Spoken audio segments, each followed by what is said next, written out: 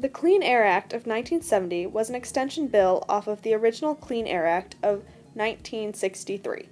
The Clean Air Act of 1963 was passed for the sole purpose of establishing funds to help study and control air pollution. Unfortunately, the federal government failed to enforce this law, causing protesters to take to the streets and congressmen to take action. As the automobile and oil industries expanded, pollution became out of control. Environmentalists lobbied to have Congress pass legislation that would force regulations in order to curb these increasing harmful emissions. For many years, people had health-related issues due to the increasing pollution.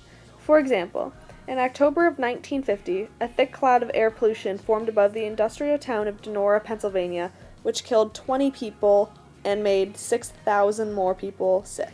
It was events like this, which happened all over the country, that caused protesters to take action and start lobbying against Congress. One congressman in particular was essential in getting the Clean Act Air of 1970 passed. His name was Edmund Muskie and was the Democratic Maine senator at the time. He was one of the leaders in passing the Clean Air Act and worked with lobbyists in order to require that all polluting facilities, new and old, be modernized and cleaned up.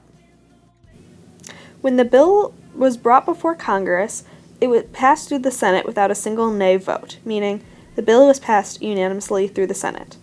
Only one representative had voted against the bill in the House of Representatives.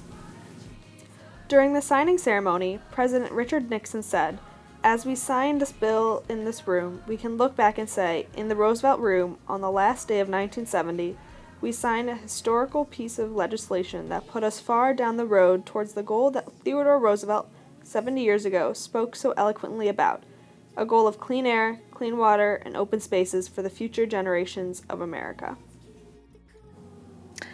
When the Clean Air Act of 1970 was passed, there were 4 regulatory programs that were instated. The first of these regulatory programs was the National Ambient Air Quality Standards Program. The EPA was created to help meet these requirements of the program and was required to regulate national standards for 6 criteria pollutants, such as carbon monoxide, nitrogen dioxide, sulfur dioxide, particulate matter, lead, and ozone.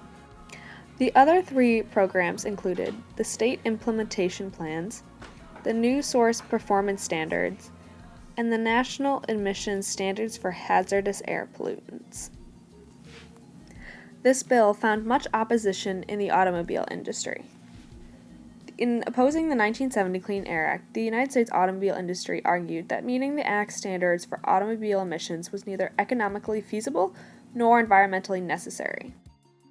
However, the catalytic converter invented in 1967 enabled automakers to meet the 1970 standards efficiently. Currently, the Clean Air Act of 1970 is being implemented by the EPA.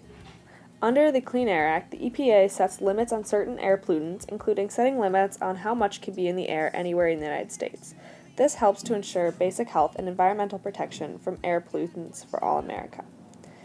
The Clean Air Act is a federal law covering the entire country. However, states, tribes, and local governments do a lot of work to meet the Act's requirements. For example, the representatives from the agencies work with companies to reduce air pollution.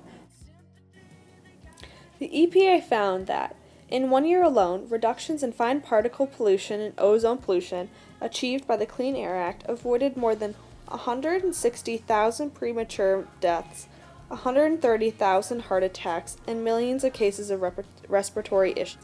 Along with that, the Clean Air Act has prevented 13 million lost workdays, improving worker productivity, which contributes to a stronger economy.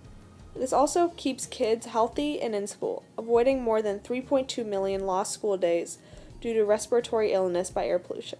Remember, this is only in 1 year.